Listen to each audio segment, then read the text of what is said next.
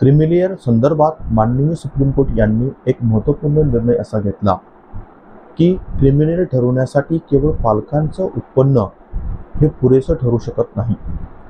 कारण ओबीसी प्रवर्गामध्ये क्रिमिलेअरची संकल्पना ही 1992 मध्ये इंदिरा साहनी विरुद्ध युनियन ऑफ इंडिया या केसमध्ये ठरवण्यात आलेले आहे. यानुसार सध्या परिस्थितीमध्ये आर्थिक निकषावर क्रिमिलेअर हे ठरवलं गेलं आहे. परंतु माननीय सुप्रीम कोर्ट यांनी असा निर्णय घेतला की केवळ आर्थिक निकषावर क्रिमिलेअर ठरवणे हे इतर ओबीसीवर अन्याय करण्यासारखे होईल. त्यामध्ये त्यांनी सांगताना असं सांगितलं की यापुढे जे ओबीसी हे सामाजिकदृष्ट्या आणि आर्थिकदृष्ट्या प्रबळ असतील तर हा निकष देखील त्या ठिकाणी घेणं गरजेचं आहे.